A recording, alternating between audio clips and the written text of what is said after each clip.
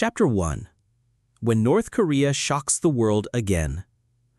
North Korea, a small country besieged by sanctions for decades, but every time they launch a missile, the whole world seems to hold its breath. And this time is no different. Two special missiles that Pyongyang claims have superior combat capabilities have been tested. And of course, this move immediately shocked not only the Northeast Asian region, but also the global security system. The question is, why did North Korea choose this time? And what exactly is superior combat? To understand clearly, we need to look back at the entire defense map of Northeast Asia, where South Korea, Japan, the United States, Russia, and China are all watching Pyongyang's every move. North Korea's strategic position is like a nail stuck right in the middle of the Korean peninsula. To the south is South Korea, a close ally of the United States. To the east is Japan, a newly emerged military power after World War II. To the north is China, a superpower vying for influence. And to the northwest is Russia, a country that also never wants the U.S. to dance too close to its territory. North Korea understands this position well, and they consider each missile test launch as a trump card to remind the world, don't forget us, we are capable of creating waves at any time. If viewed from the defense map, these two missiles are not only a technical test, but also a strategic message. Imagine, from the test sites in Gangwon or Pyongyang, the missile's flight path can reach Japanese territory in just a few minutes. If extended, the range can reach the U.S. base in Guam.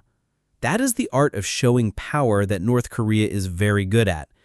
It is worth noting that North Korea does not just test for the sake of testing. They want to prove that in a modern war, where Air Force, Navy, and strategic missiles are all deployed, they still have a trump card to make the opponent wary. The so-called superior combat here is the ability of missiles to evade the defense systems, move flexibly, and create enormous psychological pressure. Chapter 1 ends with the question, is this just a show, or is it really a turning point in North Korea's weapons technology? Chapter 2. Superior combat technology. What is the reality? Now, let's get straight to the point. Is the so-called superior combat that North Korea announced really formidable or just propaganda? First of all, remember that North Korea has been skepticized by the international community many times. However, they have proven it many times by launching missiles that overran Japan, even successfully tested intercontinental ballistic missiles. This time, the two special missiles are described as having the ability to morph in the air, that is, change their trajectory, avoiding the air defense radar system.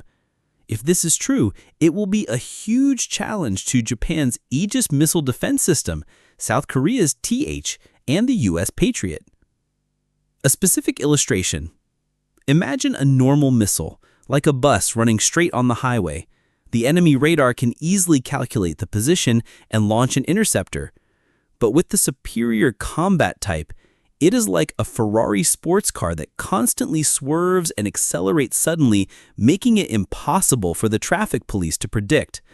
According to the defense map, if launched from the east coast of North Korea, it will only take a few minutes for this missile to cross Japan's territorial waters.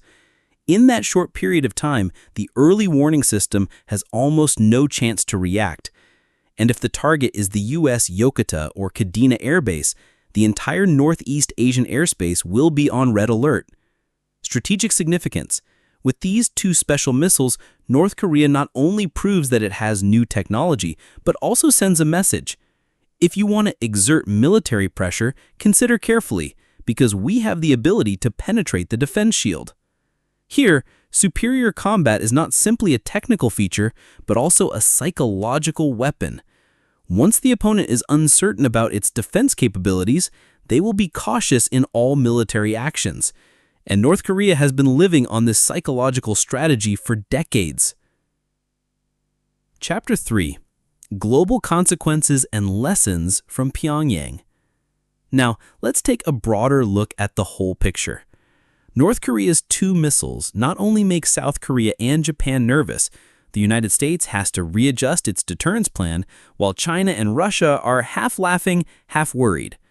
For the United States, this move means that they are forced to maintain a stronger military presence in Northeast Asia while strengthening their bases in Guam and Hawaii. For South Korea and Japan, it is a reminder, never think we are defeated. They will have to continue investing heavily in missile defense systems while strengthening trilateral military cooperation with the United States. As for China and Russia, although they are publicly not interested in North Korea's troublemaking, they actually benefit when the U.S. must divide attention and resources. This is a complex strategic chessboard where a small test launch is enough to change the regional balance. If placed on the global defense map, this incident is not just a Northeast Asian affair. It shows the spread of advanced missile technology, the weakness of current defense systems, and the rise of psychological warfare in the new era. Lesson learned: in an era of rapidly changing military technology, the small guy can also give the big guy a headache, as long as he knows how to create cards that are strong enough to deter. North Korea once again reminds the world, do not underestimate countries that seem isolated. Conclusion: North Korea's test launch of two special missiles with superior combat capabilities is not just a military test. It is a political message, a strategic challenge, and also a testament to the power of psychological warfare in the 21st century. Through 3 chapters, we have seen why North Korea chose this time to launch a missile, what is overmatch and why is it dangerous, global consequences, and lessons for every country. If you find this topic interesting and want to continue to follow more in-depth analysis of history, war, and global strategies, please like, share, and subscribe to the History and War channel to accompany us. Each of your clicks is the motivation for us to bring more sharp and engaging content.